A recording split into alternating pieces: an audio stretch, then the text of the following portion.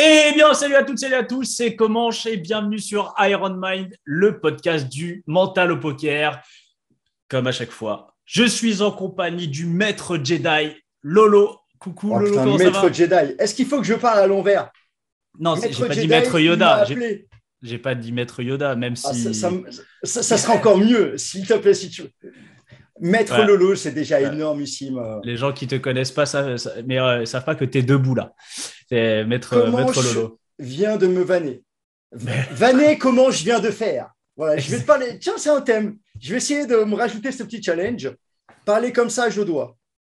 Exactement. Alors, si tu fais ça et en plus en anglais, je pense que vraiment là, je pense qu'on va atteindre des sommets.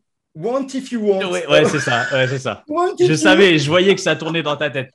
Bon, Lolo, la rentrée n'est pas loin et puis on a décidé de faire un nouvel épisode sur le thème d'aborder sa rentrée poker, bien préparer sa rentrée.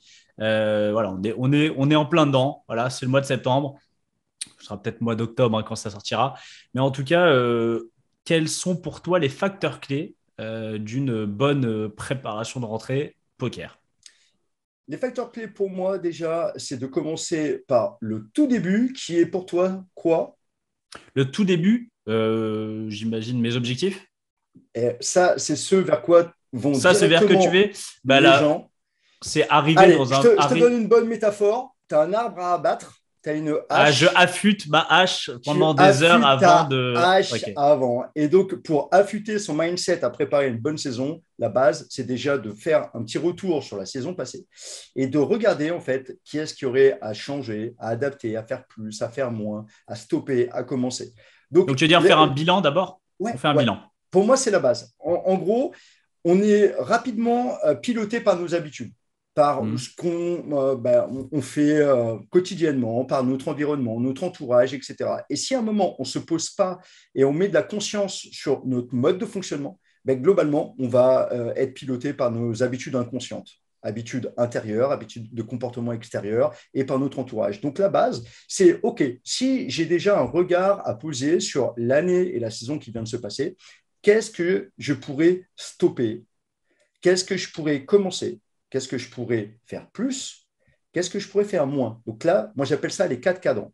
Donc là, j'invite en fait tous les gens qui vont regarder cette vidéo à faire pause et à s'imaginer les quatre cadrans, quoi. Par rapport à ma saison passée, qu'est-ce que je pourrais faire plus parce que ça a bien marché, ce sont mes points forts, les endroits sur lesquels je peux m'appuyer, je m'éclate là-dedans, ma vie, elle a du sens, elle est fun, elle est cool. Mon aventure poker, en fait, je prends beaucoup de plaisir là-dedans. Donc là, j'appuie sur l'accélérateur sur cette chose-là. Par contre, il y a des choses qui ne vont pas du tout, quelque part. Il y a des choses à faire moins et des choses à stopper.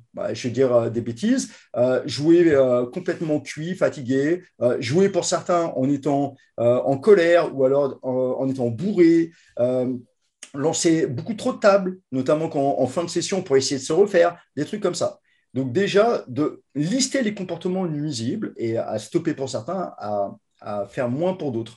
Et puis, il y a peut-être des choses à commencer, typiquement de la méditation, de la préparation mentale, de la visualisation, accéder à un autre groupe de travail parce que celui dans lequel on est, il est mort. Voilà, donc de réfléchir un peu à tout ça nous permet du coup d'aiguiller, de réajuster en fait notre processus. Et ça, je pense que c'est la base en fait. L'excellence, en fait, c'est pas allez, je pose un truc qui est super bien en fait. C'est plutôt mon processus, je le raffine en fait un peu tous les jours, je le déplace d'un millimètre, j'ajuste la trajectoire si tu veux. Et pour ça, l'idée c'est de mettre de la conscience sur comment je fonctionne, comment j'ai fonctionné la saison passée. Donc pour moi, la base d'une préparation, c'est déjà de regarder la saison antérieure et de pouvoir réaiguiller, ajuster voilà, à travers les quatre cadrans. Une autre question qui est vraiment très bonne, quelle personne je peux voir plus, quelle personne je peux voir moins. Donc, il y a les quatre cadrans. Qu'est-ce Tu veux que dire je dans mon dans ton entourage? environnement? Dans ton Ouais, environnement. Ok. ouais. Au regard, en fait, de ce que tu as envie de réaliser. Et donc là, bien sûr, penser à ses objectifs, à ses rêves, etc. Et peut-être de s'entourer un peu plus de gens qui vont nous porter vers ça et de s'entourer peut-être un peu moins de gens qui vont au contraire nous limiter à aller là-dedans. Et je pense que ça a vraiment un pouvoir énorme via l'épigénétique, en fait, sur notre comportement. On est vraiment piloté par les gens qu'on côtoie inconsciemment. Hein. On a un peu la moyenne des 5 à 10 personnes que l'on côtoie fréquemment. Et donc, l'idée, quand on a envie d'aller dans cette direction-là, de se demander qui je peux côtoyer un tout petit peu plus cette année. Et on est vraiment pour moi, pas les décisions drastiques, tu vois. Lui, je ne le vois plus jamais. C'est plutôt, je vais voir un petit peu plus cette personne-là et peut-être un peu moins cette personne-là. Et globalement, faisant ça, on reprend les commandes de notre vie, en fait. Il y a un effet qui s'appelle l'effet Niagara, comme les chutes du Niagara, où en fait, on est emporté par les chutes, tu vois, le courant, quoi. Et en gros, dans notre vie, si on ne met pas de conscience, on est emporté par le flot de notre vie, par nos habitudes, notre environnement, etc. Et si on veut réguler un peu, il faut faire attention à ce que l'on fait, aux gens qu'on côtoie, et à ce qu'il y a dans notre tête, etc., etc. Là, Et je suis mal barré alors. plus on réaiguille tout ça, mieux c'est. Là, Ouais, pour toi, c'est chaud. Hein. Bon, bah, Laurent, faut qu'on se voit moins. Non, mais ta boîte à Paris, là, à côté de Bobo, faut que tu arrêtes d'aller là-dedans, tu vois, Il faut que avec j'aille les avec le masques, poker les radio. plumes Mais non, et mais tout. Je te tu l'ai vas dit trop chichi, déjà. moi. Et comment je nom d'Indien, ok, d'accord, mais les plumes, voilà, tu vois, il faut que ça s'arrête, quoi. C'était juste un c'est pseudo là où comme c'est ça, tu bon. vois. C'est là que c'est bon. Ouais, pareil. Du coup, donc là, on a parlé un petit peu, donc on fait le bilan de l'avant. Ensuite, qu'est-ce qu'on fait? Alors moi, j'ai une petite pensée pour les joueurs de MTT parce que quand on est arrivé au mois de septembre, c'était la rentrée et par exemple, on a enchaîné directement. Il y avait des grosses séries sur Winamax Ouais. et je me suis dit, tu vois, tu arrives, c'est la rentrée, donc tu arrives forcément peut-être avec un bon mindset, mais paf, tout de suite. En Pas général, on dedans. sait que les séries, c'est un gros moment pour les joueurs de tournoi parce que ça peut être des grosses pertes, Bien sûr. ça peut être des grosses perfs aussi, mais en général, il y a un avant, un après. Après, tu es éclaté parce que tu as Hmm. eu 2 semaines de tournoi où tu n'as pas dormi. Voilà. Donc, bon, alors là, c'est un petit peu trop tard, mais pour les prochaines séries, pareil, tu arrives, tu as un gros événement comme ça.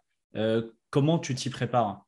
Tu t'y prépares, comme tu viens de le dire déjà, par ta condition physique, parce que tenir 15 jours en étant vraiment focus, etc., ça demande de l'énergie cognitive, en fait. Et si tu n'es pas prêt à un rythme très intense, en fait, tu vas simplement être fatigué la deuxième semaine.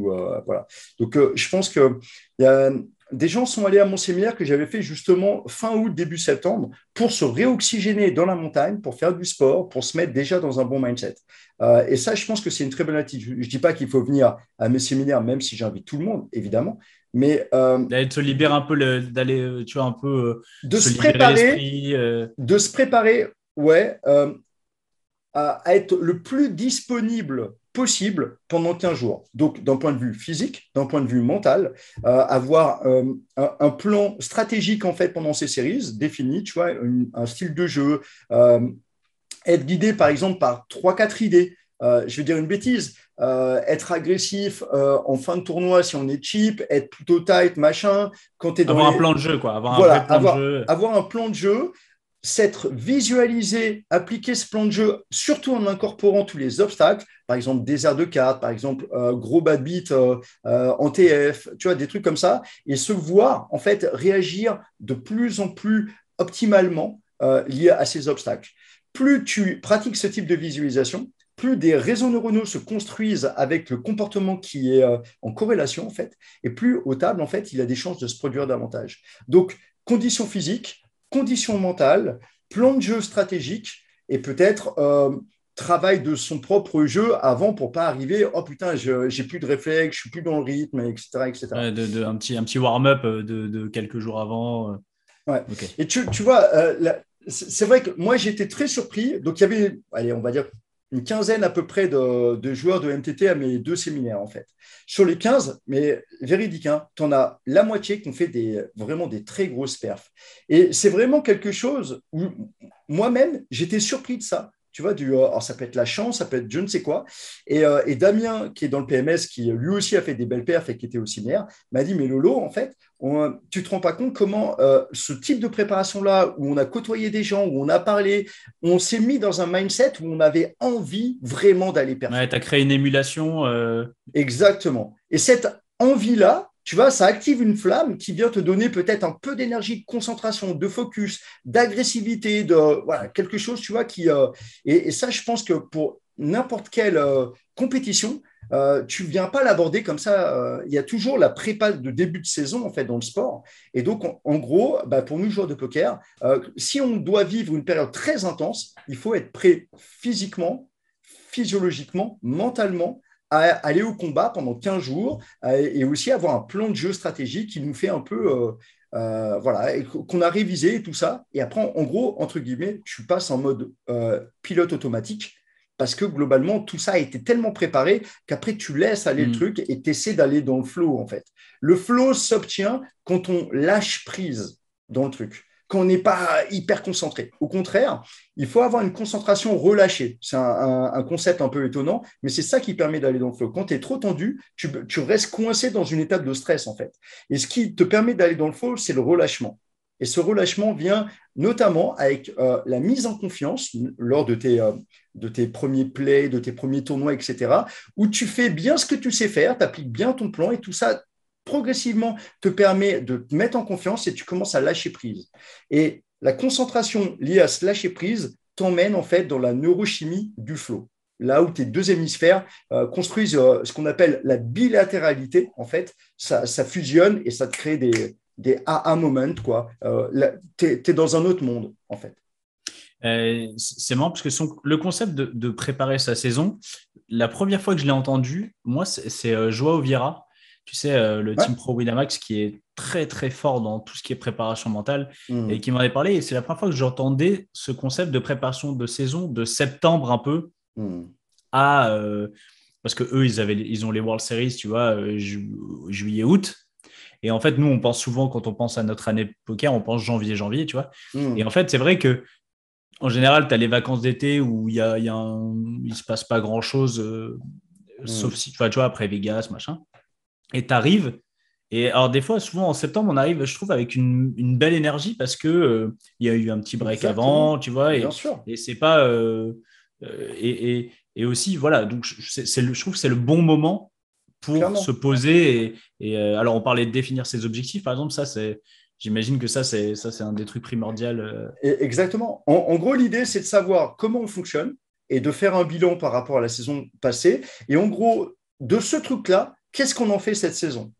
Et du coup, en fait, on redevient actif et proactif. On prend quelque part les rênes de notre saison en main, en définissant, si tu veux, une direction, une intention. Alors, pourquoi on fait ça? Parce que ça va nous canaliser parmi tout ce qu'il y a de possible. Pour un joueur de poker, tu peux te focus peut-être sur le online, tu peux te focus sur le live, tu peux aller jouer des grosses séries à droite à gauche, comme tu peux te focus sur peut-être des trucs plus cool, plus fun, je ne sais pas. Il y a vraiment plein de choses. Et là, on n'est que dans le milieu du poker. Et puis après, extra poker, tu as un pote qui peut te lancer un challenge de marathon, tu as ta copine qui peut te dire, vas-y, viens, on va prendre des cours de salsa cette année. Et du coup, le champ des possibles, avec toutes les vidéos, il y a, je ne sais pas combien de milliers de vidéos qui sortent sur YouTube à chaque seconde aujourd'hui. Mm. Et en fait, le champ des possibles est tellement grand que si tu priorises pas en disant non à certaines choses et en te demandant pour toi qu'est-ce qui est le plus important cette année, tu te perds en fait. Tu pars dans tous les sens et tu as ce sentiment de ne plus avancer.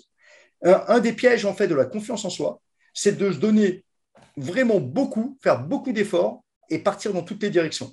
Et comme tu pars dans toutes les directions et que tu fais beaucoup d'efforts, Tu te tu fatigues. te Ouais. fatigues, tu t'épuises, tu n'as pas beaucoup de résultats, comme ton énergie, elle est dilapidée dans tous les sens. Et là, tu dis, putain, au regard de tout ce que je fais et j'ai rien, je ne dois pas être très bon, quoi.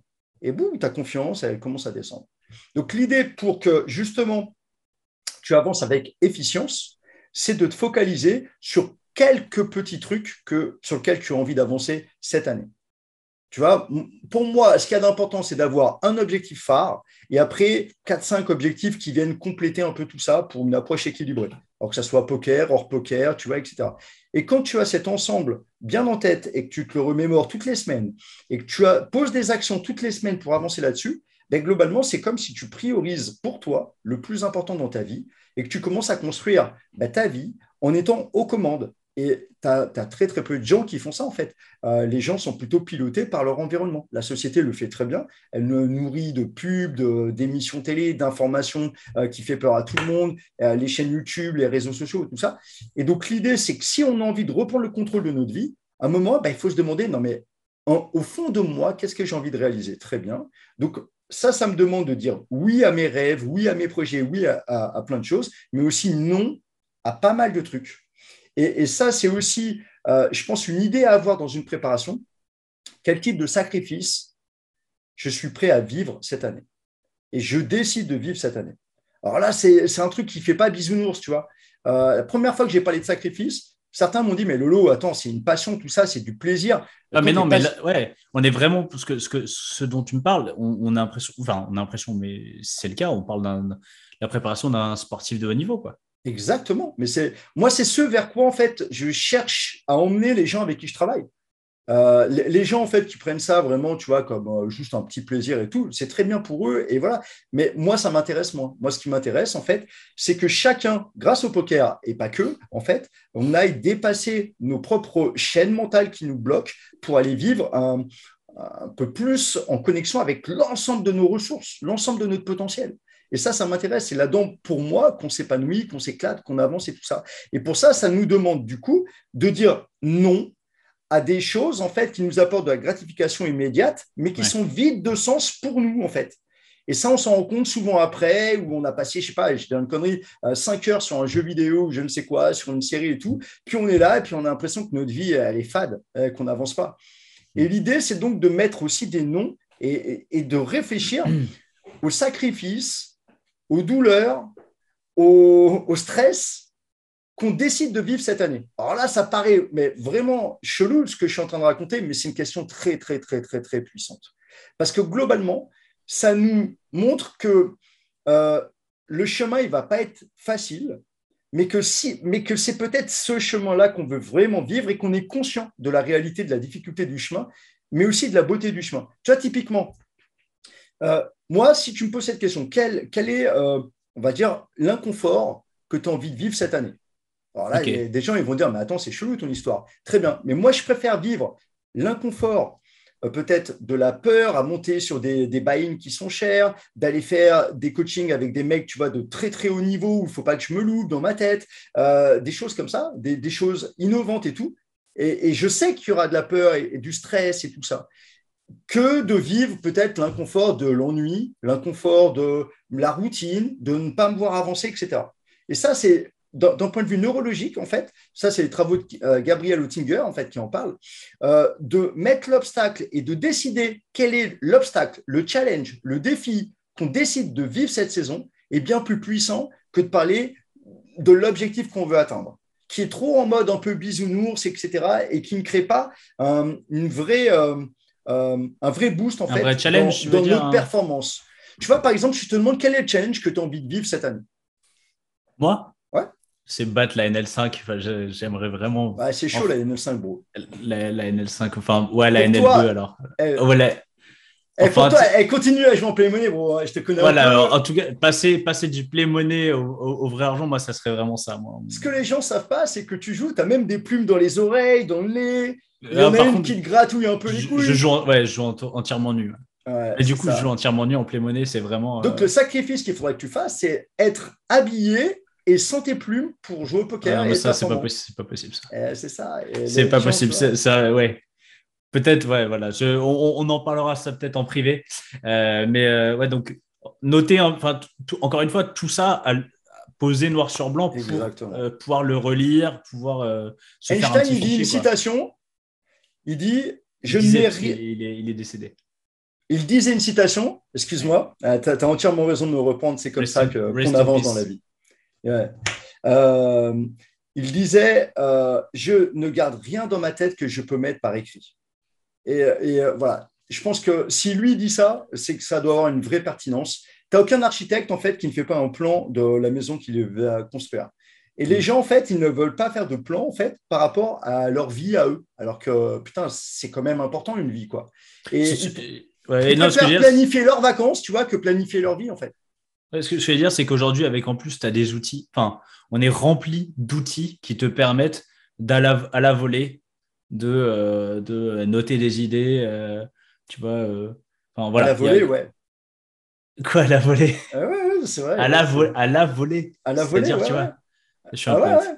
J'ai un Non, mais poète. t'es un poète. Donc voilà. D'ailleurs, je sais pas si tu as des outils comme ça toi, tu utilises quoi? Tu utilises beaucoup. Dans le PMS, il y a tous les fichiers Tu as un fichier, Excel, voilà. Tu as un gros voilà, fichier, avec voilà. les objectifs, la structuration des objectifs, qui découlent au final, tu vois, des rêves à la décennie jusqu'à ceux à un an, à un mois et à la semaine. Et on a toute une articulation comme ça, plus après des choses qui viennent mesurer quelque part notre comportement et tout ça pour nous aider à prendre conscience en fait des endroits qui sont peut-être pas optimaux et qu'on peut réguler, Améliorer, quoi. ouais. Ouais, améliorer. Plus après, des outils de productivité. Aujourd'hui, t'en as vraiment plein, hein. Ouais, ouais, enfin, voilà, c'est ça. Il y a quand même il y a beaucoup, beaucoup d'outils. Donc, en fait, aujourd'hui, il n'y a pas de raison de ne pas noter tout ça. Alors, on a abordé les objectifs, on a abordé le passé, les objectifs. La saison, est-ce qu'on doit la structurer? Une saison, allez, on va dire c'est 8 9 mois. Est-ce que on doit se structurer parce qu'il y a, il y a, il y a cet objectif et ce truc à la fin de la saison. Voilà, enfin, comment on la structure? Moi, je pense que mieux qu'une structure, en fait, sur 9 mois, c'est très, très long. Il y a plein d'impondérables qui vont arriver. Mieux que ça, je pense que ce qu'il y a d'important, c'est de définir, en fait, une habitude ou plusieurs habitudes qui vont nous emmener progressivement, en fait, vers ce qu'on a envie de réaliser. Et en fait, l'habitude est une pensée beaucoup plus court-termiste, en fait. Voilà. Si je veux battre la NL5, je dois travailler mon jeu, je dis une bêtise, au moins 1 heure par jour, peu importe. Voilà. Et je vais faire ça tous les matins, après, par exemple, mon café ou je ne sais quoi, et Hmm. avant de trucs là. Et rien que ça, et si tu vois, tu te mets comme ça, deux, trois petites routines, globalement, c'est très court terme, et à un moment, ça va te construire. Toi, tu construis les routines qui vont te construire, sans même que tu t'en rendes compte. Et je pense qu'en fait, c'est plutôt vers ça qu'il faut tendre dans la préparation. Donc, en gros, se poser des questions, au final, quelles sont les actions que j'ai à mettre en place dans ma vie et à automatiser en tant que routine afin de m'emmener vers là où j'ai envie d'aller. Parce que 9 mois, c'est très, très long. Et l'idée d'être plutôt flexible en fait avec une préparation parce qu'il y aura tellement d'impondérables que si on est trop rigide dans le truc, ne serait-ce que voilà un emploi du temps à tenir, là je suis fatigué ou je ne sais quoi. Non, Ouais. j'ai dit qu'il fallait faire ça. Donc on tire sur la corde pendant une semaine ou deux et la troisième semaine, il n'y a plus personne. Donc il vaut mieux toujours faire preuve de flexibilité avec nos sensations du moment, mais essayer de garder quand même un système de routine qui va à l'essentiel. Donc pas avoir trop. Il y a beaucoup de gens, et ça c'est un gros piège, c'est le piège des nouvelles résolutions, par exemple, qui en début d'année, en fait, changent complètement toutes leurs habitudes. Ils vont à la salle de sport, ils mangent végétarien, ils se mettent aux douches froides, ils font 4 heures de pio solver, je ne sais quoi, alors que 2 jours avant, ils faisaient rien. Et genre, le Ouais. 1er janvier, boum, de leur tête. Et donc, au bout de Et, 4 jours, il y a un et burn-out. allez, au bout de 3 semaines, on va dire. Au bout de Ok. 3 semaines, au début de chaîne avec la volonté, puis après, boum. Et voilà. Donc, l'idée, c'est plutôt de construire des petites routines optimales pour nous, qui progressivement, en fait, vont nous amener, vont modifier les choses, notre fonctionnement intérieur. Il ne faut pas oublier qu'on est de la chimie, hein. Quand tu construis un comportement, ça libère beaucoup de chimie et ton corps devient addict à ça, à la dopamine, à la sérotonine, à l'adrénaline, à plein de choses comme ça. Et si tu lui prives de La trucs auxquels il est grenadine. habitué de très longtemps, à la grenadine, ça va être compliqué pour lui. Allez, je te mets un 10. Sur celle-là, je te mets un 10. Elle est excellente. Bon, bah voilà. Voilà, on peut Bon, dire au revoir à voilà. tout le monde, hein. Ouais, c'est bon.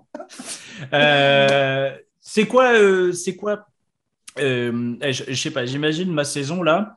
euh, en milieu de la saison, on peut avoir, tu vois, voilà, comme je t'ai dit, il y a la grosse motivation du début, Ouais. on a nos habitudes, mais en général, le milieu de saison, il est toujours un petit peu. Enfin, c'est le moment où il faut te. Parce que tu peux avoir un petit down un peu Ouais, complètement. d'énergie surtout, je trouve, Mm, parce que il y a l'hiver qui arrive, bien sûr. c'est qui influence pas mal notre comportement. Donc c'est là, enfin, encore une fois, j'imagine, il faut en amont se préparer à ça. Ça va être un petit peu quoi les pièges comme ça de notre saison, les pièges à éviter ou les Alors, embûches. je pense Ouais, que l'énergie, c'est fondamental. Je pense qu'on la néglige énormément en tant que joueur de poker, en mettant trop le poids de la technique, le poids du mental, le poids de je ne sais quoi d'autre. Euh, mais simplement, si tu es fatigué, toutes tes croyances limitantes, tes pensées dysfonctionnelles, des émotions de spu ou de type, de je ne sais quoi, vont ressurgir d'une puissance phénoménale. Pourquoi? Parce que l'ensemble du contrôle émotionnel nous demande de l'énergie, en fait. Des blessures, tu vois, qui viennent se réactiver et qui veulent piloter ton contrôle, si tu veux être conscient, l'image qu'on pourrait voir, c'est dans la méditation, l'effort de concentration sur ta respiration, en fait, est un effort pour le coup. Et vite, tes pensées t'emmènent dans des endroits, tu t'en prends conscience, et là, tu réactives, en fait, ton attention sur ta respiration. Et du coup, ça te demande un effort de revenir là. Et c'est pareil avec l'ensemble, tu vois, de nos émotions, de nos pensées, de nos travers, de nos habitudes, etc. Et donc, l'idée est d'essayer de maintenir très souvent un niveau d'énergie assez haut. Alors, pour ça, tiens, un petit acronyme, j'adore les acronymes, PEPS. Le P, la physiologie. Tu as des piliers sur la physiologie, le sommeil, l'alimentation, le sport, notamment, on pourrait dire la respiration. Ça sont vraiment les piliers. Une personne qui va mal manger, très peu dormir, ne pas faire de sport du tout, va accumuler simplement toute la neurochimie de la fatigue et au bout d'un moment, poum, ça va tomber. Le E, c'est l'environnement extérieur. La nature nous ressource. Et nous, les joueurs de poker, on est beaucoup trop derrière des ordis, cloisonnés dans des machins. Et en fait, on fait baisser notre énergie en étant assis en plus. Alors, de plus en plus, il y a des gens qui ont des bureaux là qui se lèvent, et ça, c'est génial. Mais malgré tout, on est trop à l'intérieur. Et les forces naturelles de l'oxygène, de la lumière, etc., dans la nature, les études montrent qu'une balade d'1 heure dans la nature, en fait, a plus de pouvoir que les antidépresseurs. Tu vois, et donc on ne se réénergise pas assez en fait avec l'environnement naturel. Le deuxième P, c'est la psychologie. Si tu es en stress, ton énergie, elle va descendre. Si tu as peur, si tu as plein de croyances limitantes, si tu as tout ça, ton énergie, elle descend. Si d'un coup, tu mets une nouvelle perception par rapport à un challenge auquel tu dois faire face, en fait, c'est comme si tu retrouvais du feu intérieur. Là, tu as réussi à décoincer le truc et bim, tu retrouves du feu intérieur, tu retrouves du sens et de la confiance peut-être. Et là-dedans, poum, tu vois, par exemple, tu es en doute par rapport à un call que tu as fait. Et là, ce doute, il te mine, il te plombe. Et d'ailleurs, littéralement, il te plombe, donc il te tire ton énergie vers le bas. Et puis, tu as une SR avec ton coach. Et allez, on va dire 2 jours après, cette SR arrive. Et là, il dit, mais non, mais c'est un obvious call, j'aurais fait comme toi. Et puis, tu as un autre mec qui dit, non, mais c'est très bien joué, c'est un super call. Et c'est comme si le doute qui te plombait se lève et tu retrouves de l'énergie. Donc, on voit bien que une des bases de l'énergie est psychologique. La métaphore que j'emploie souvent, c'est celle d'un couple nouvellement formé. Donc, les mecs, ils sont. La nana, le mec, il est hyper amoureux, ils baissent tout le temps, ils dorment jamais. Et dans cet état-là, pourtant, ils pètent le feu. Tu vois, ouais, je descends les poubelles, c'est trop bien et tout ça. Et tu fais, mais il est taré, lui. Et pourtant, il dort pas. Clairement, tu te dis, il est taré. Il est taré. Et en plus, avec une plume, tu vois, il te dit comment arrête de faire n'importe quoi. Tu ne battras pas la NL5. Arrête. Putain, super le coach mental qui me dit que je ne battrai pas la NL5. Merci. Pas avec cette attitude-là. Pas avec cette attitude-là. Non, mais pas avec cette attitude-là. Donc, une bonne énergie. Ouais, donc, l'énergie est psychologique. Donc, c'était P, le deuxième P, la psychologie. Ouais. Et le S, c'est le social. D'être entouré de personnes qui te tirent vers le haut, dans lequel tu t'éclates, avec qui tu rigoles, avec qui il y a des bonnes ondes qui te rechargent, en fait. Et d'être entouré, entre guillemets, de vampires à énergie. Et je dis entre guillemets, là, actuellement, je suis en train de travailler là-dessus énormément, que ce soit avec des psychiatres ou que ce soit avec des énergéticiens. Les deux en parlent du terme vampirisé, en fait. Et vraiment, il y a cette idée que des gens, en fait, nous prennent notre énergie. Aspire ton énergie. Ouais. Exactement. Donc, voilà, cet acronyme PEPS, en fait, mettez-le au quotidien dans votre façon de vivre, afin que dès que vous sentez que l'énergie, en fait, descend, ça vous réactive. On peut incorporer des siestes, on peut faire attention à son alimentation, boire beaucoup, s'hydrater, travailler sur des choses qui plombent notre mental, s'entourer des personnes qui nous redonnent du peps et des personnes virtuelles à travers des vidéos, des musiques, plein de choses comme ça qui nous redonnent et créer un environnement à chaque fois où on peut se ressourcer. Et puis toujours se dire aussi, là, il y a un moment où on a une baisse de quelque chose, pas une baisse de quelque chose, se dire il y a forcément une corrélation, il y a une raison pour ça, et du coup, alors peut-être parce que j'ai manqué de sommeil, mais tac, je vais l'identifier grâce au PEPS, enfin, tu vois, Par exemple, ouais, tout je à fait. vais identifier et puis tac, y remédier Exactement. juste après, quoi. Ouais. L'idée, c'est pas du tout tomber dans un mode perfectionniste où globalement, je devrais être à 100%. Mais il n'y a pas une personne sur cette terre qui est tout le temps à 100%. Nous sommes des êtres naturels. Dans la nature, tu as des saisons. Et donc, il sera normal tout au long de cette saison d'avoir des hauts et des bas. L'idée, c'est de mettre de la conscience en comment je me sens. Et à partir de là, quel est mon protocole pour aller mieux? Hmm. Plus on fait ça, tu vois, tiens, peut-être qu'en ce moment, je manque de sommeil, peut-être qu'en ce moment, je mange Ouais. mal, peut-être que je fais trop la fête, peut-être que je ne côtoie plus assez de personnes, peut-être que je suis trop enfermé dans mon bureau, peut-être qu'il y a ces peurs, ce stress, ce machin, tout ça qui me plombe et que je laisse se répandre dans mon esprit, en fait. Et c'est là que mon énergie, en fait, part, comme une fuite, en fait. Alors que si je travaillais sur cette source de stress, je viens colmater tout ça et je retrouve de l'élan. Ok. Euh, on ne va pas encore arriver peut-être tout de suite à la fin de saison aussi. Là, on a passé l'hiver, ok. Si la fin de saison arrive, qu'est-ce que, pareil, tu vois, des fois, on est pris dans l'élan, ça se passe bien, ça se passe mal. Comment, par lâcher, par relâcher, comment on l'aborde cette fin de saison? Parce que Ouais. je pense que c'est là où c'est le plus facile de lâcher, quoi. Mm. En fait, quand tu as fait tes efforts toute l'année et tout, en général, les beaux jours reviennent, tu as envie de. Tu vois, Mm. alors que t'es souvent pas loin de la ligne d'arrivée. Mm. euh, Comment on l'aborde cette phase? Moi, je pense qu'il y a deux choses hyper importantes. La première, c'est de revenir aux raisons pour lesquelles on voulait réaliser tout ça. Et c'est why, tu vois, qui nous ont piloté à un certain moment et qui nous donnaient le feu à un moment de mettre tout ça. Et très souvent, on a ça au tout début. Il faut Hmm. donc exploiter ce feu pour construire des routines. Parce que ce feu, tu vois, te donne beaucoup de volonté. Mais ça s'étiole avec le temps, Ouais, alors alors que que le tes routines, fonctionnement elles, des ouais. routines reste, elle.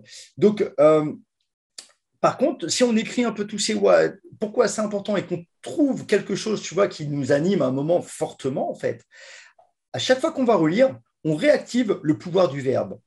Le verbe, en fait, est source d'information et nous sommes constitués de cellules. À 99%, nous sommes constitués de cellules dans lesquelles il y a de l'information et de l'énergie. Que ça. Si tu réactives de l'information extérieure, en fait, tu viens réactiver de l'information intérieure qui te donne de l'énergie.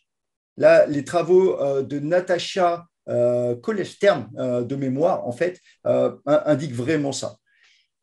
L'énergie que tu viens remettre en toi réactive l'énergie intérieure.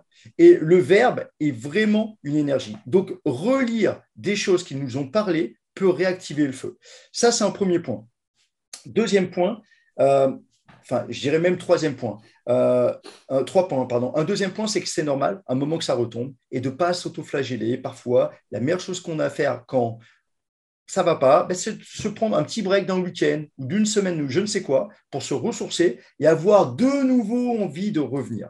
Donc, Bah, je fais un petit parallèle. Il y a Phil Galfond qui a fait une petite vidéo qui est sortie il y a quelques jours là, sur Twitter qui parlait de ça, ouais. qui disait que dans ces périodes de, par exemple, alors c'était plus lié au downswing, mais dans ces Mm. périodes de downswing, de se rendre compte que le poker, c'était pas que sa vie. Ouais, Qu'en fait, exactement. il y a un vrai monde en C'est dehors vrai, de ça, de son écran, et que il fallait sortir et que évidemment. voir du monde, ça, et qu'en fait, ça te permet aussi de te rendre compte que t'as mal quand où ça se passe pas là, mais dans le poker, mais qu'il y a un monde, il y a Exactement. un monde Tout à fait.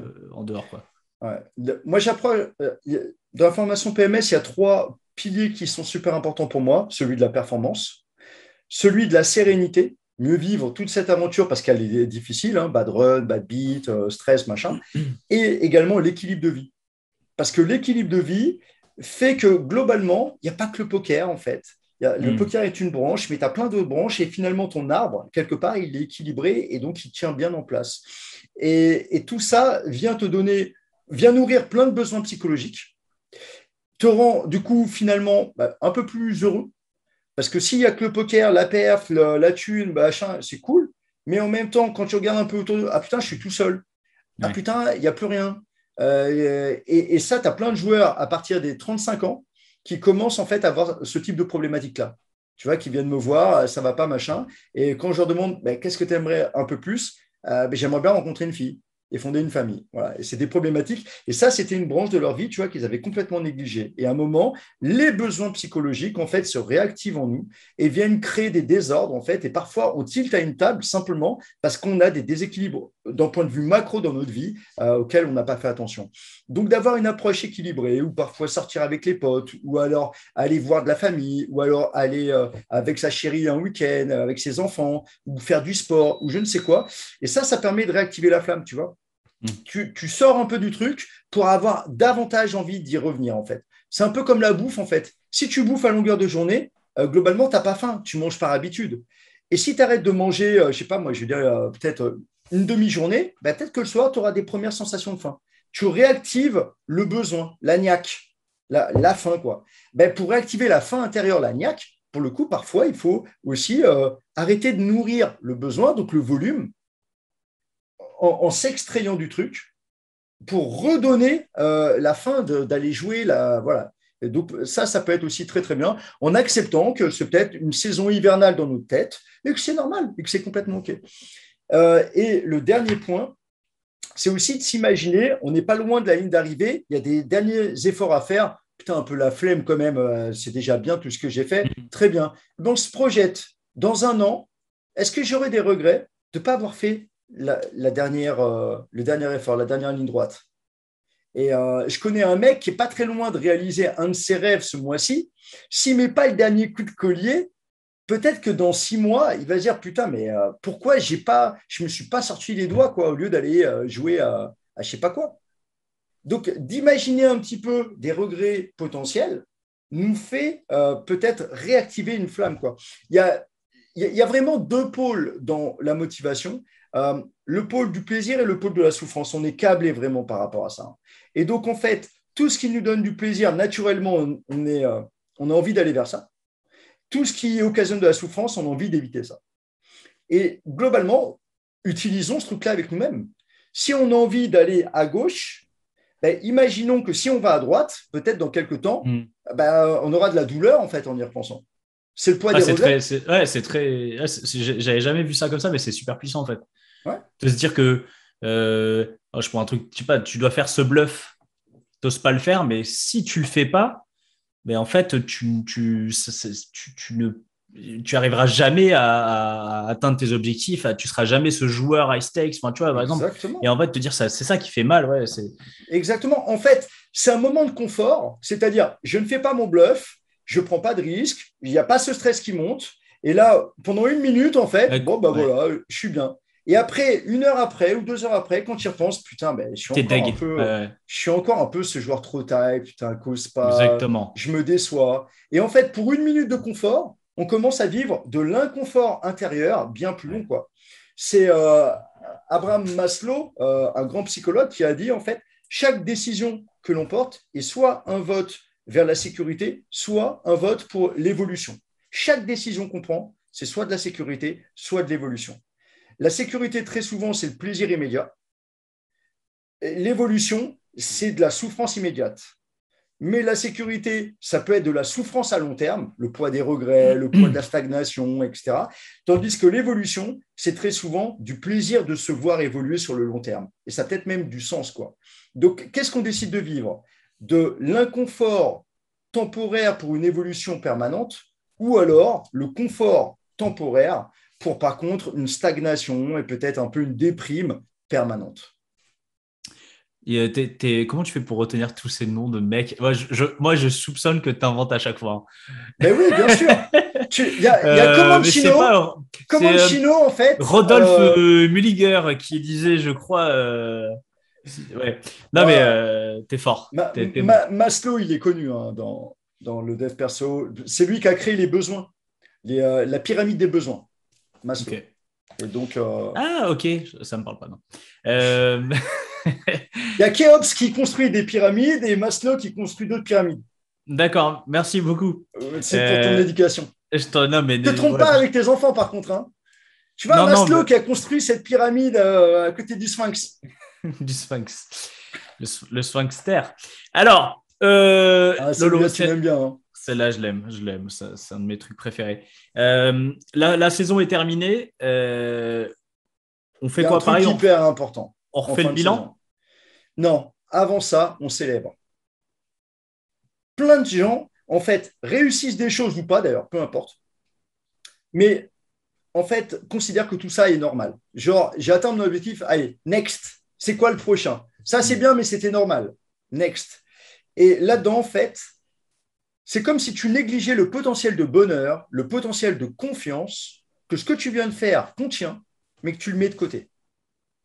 La confiance en soi, c'est une histoire de conscience de ce que l'on fait, de ce que l'on a fait et de ce que quelque part on vaut en tant qu'être humain, etc. Nos qualités, nos points forts, ce qu'on apporte à la société, peu importe.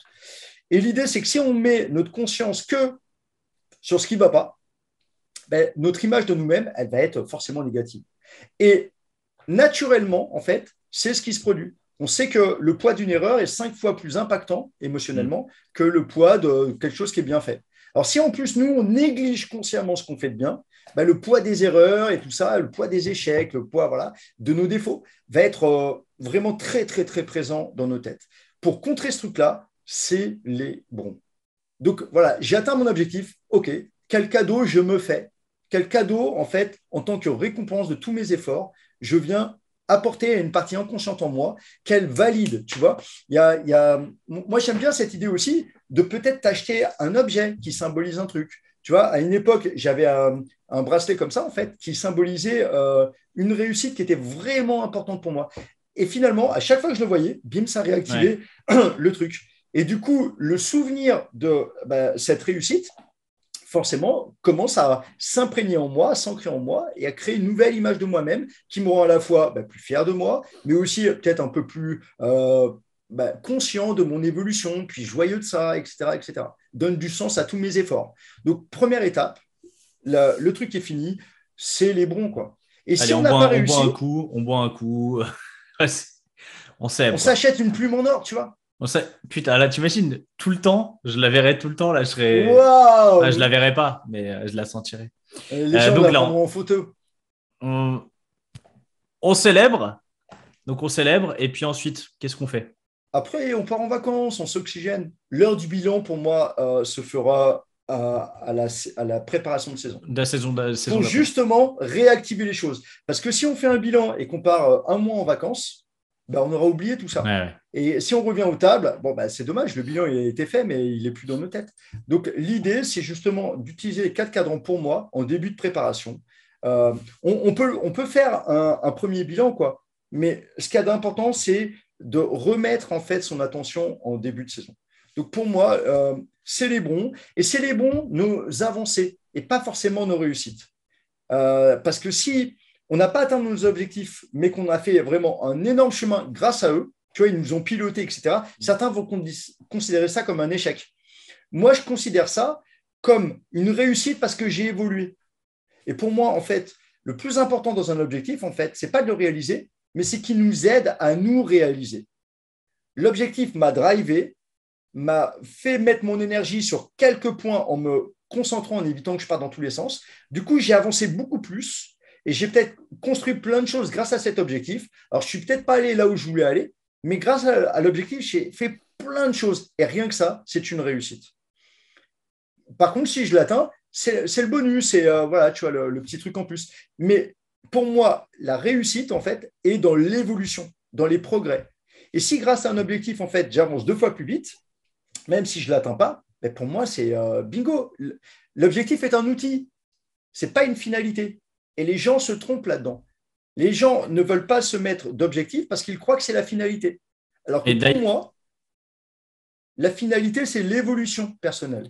oui, parce que, enfin, j'ai repensé, mais des fois, tu atteins ton objectif et en fait, l'ayant atteint, tu as limite une petite déprime ou un petit, tu vois, genre, et maintenant quoi? Enfin, tu vois, Exactement. qu'est-ce qui se passe après, quoi?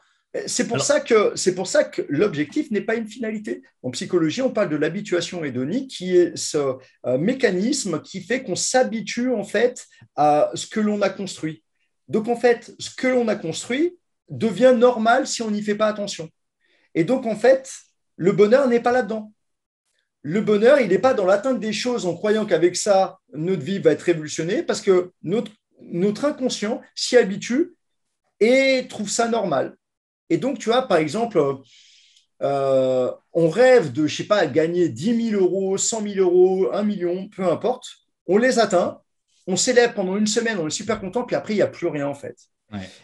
Parce que le bonheur, il n'est pas là. Le bonheur, pour moi, en tant que joueur de poker ou autre, en fait, il est sur le chemin. Et le chemin, c'est pour ça que je te parlais de réfléchir un peu à notre journée idéale. Notre chemin, il est parsemé de journées idéales, en gros. Et si je mets mon focus sur la journée idéale pour moi, ou optimale pour moi, avec des routines, avec quelque chose, et que tous les jours, j'essaye de la reproduire le plus possible, tout le long du chemin, il y aura du sens, il y aura du plaisir, il y aura de la conscience, il y aura un endroit où je me sens bien. Alors, bien sûr, on ne tombe pas dans le monde des bisounours. Parfois, le poker est vraiment très difficile et parfois, il nous challenge beaucoup. Mais c'est un challenge qu'on a choisi. Et c'est ça, tu vois, qui est d'important. On choisit nos challenges. On ne choisit pas nos objectifs dans le sens, ouais, ça va être peace and love. Non, non, ça va être un challenge. La route est un challenge, quoi. Mais c'est un challenge dans lequel j'ai envie d'être. Et ça a du sens. Tu vois, typiquement, est-ce que tu as envie d'être dans le challenge de la routine au poker tranquille, tu es à l'aise sur tes tables et tu ne changes rien, et tu profites peut-être de ce confort-là pour te challenger dans le sport, et là, le challenge que tu choisis va être plutôt dans le sport, ou est-ce que tu as envie de... Et dans le sport, du coup, j'imagine que là, tu vas peut-être te dépasser, en fait. Ou est-ce que tu choisis le challenge, peut-être, d'aller te tester aux limites supérieures. Mais il ne faut pas croire que ça va être facile. Autrement, tu l'aurais déjà fait, en fait. Et donc, de choisir ces challenges nous place vraiment dans la réalité. Et ça, je trouve que c'est très puissant. Et à partir du moment où tu es dans une décision qui est consciente, tu vis beaucoup mieux aussi toutes les difficultés sur le chemin. Parce que la souffrance a du sens à ce moment-là. Et on l'accepte beaucoup plus facilement. Faut que ça cogite, hein, parce que il y a beaucoup de choses. Non, mais il y a beaucoup de choses très intéressantes que tu as évoquées. Est-ce que tu vois autre chose à rajouter sur notre petite préparation de la saison? Je pense que tu as été assez exhaustif. J'ai quand même posé une question, tu as parlé pendant 45 minutes. Non, je pense qu'on a, non, je pense qu'on a Non, abordé moi, un peu je toutes les retiendrai choses. surtout Grenadine. Celle-là, Elle est, franchement, je ne sais elle pas d'où est, tu les sors, mais elles sont magnifiques. elle est pour toi. Ah Des fois, bah, ça a du bon merci du de ne cadeau pas avoir alors. beaucoup de neurones. Tu vois, c'est... Bah Lolo, je pense on a fait le tour de la question, la préparation de la saison. Si vous avez des questions, n'hésitez pas à venir sur le Discord du PMS. Il y a un espace de discussion libre. Qui va être animé beaucoup plus. Tu vois, par exemple, dans l'objectif de ma saison, il y a justement cette idée de créer beaucoup plus d'interaction maintenant dans le monde du poker. Le PMS était un peu confidentiel jusqu'à présent. Il y avait beaucoup de vie à l'intérieur du PMS et j'ai envie maintenant d'échanger beaucoup plus sur les réseaux sociaux et sur le Discord public. Donc là, il y aura des posts toutes les semaines de présentation d'idées, de concepts, etc. Mm. Donc n'hésitez pas à nous rejoindre dans le Discord public si vous voulez justement un peu les billets de la semaine sur la motivation, sur la confiance, la résilience, l'antifragilité, etc., etc. Eh ben top, tout ça, ça va nous préparer une belle saison. Ça va être une très très belle saison. Et puis nous, on vient de recommencer une nouvelle saison d'Iron Mind. Donc on va se donner rendez-vous dans quelques temps Ouais, pour un nouveau sujet. N'hésitez pas à nous proposer d'ailleurs les exactement. sujets que vous voulez qu'on aborde. Et Mettez puis, des likes si vous avez aimé la vidéo. Comme ça, on voit un petit peu si notre travail vous plaît. et Et si vous n'avez vraiment, pas aimé la vidéo, n'hésitez pas à ne pas en mettre. Voilà. un petit pouce comme ça, mais si, ça fait du bien. Comme Putain, ça, mais on toi, voit, ça leur plaît pas, ça, c'est faut qu'on ça. change. C'est des feedbacks. Moi, j'aime me nourrir de feedbacks. D'accord. Eh ben écoute, nourris-toi bien de feedback, mon Lolo. Merci à tous. Et puis nous, on se donne rendez-vous à très bientôt pour un nouvel épisode d'Iron Man. Changez pas, restez vous-même. Bisous tout le monde. Allez, Ciao, bisous ciao, tout le ciao. monde. Ciao, ciao. Bye.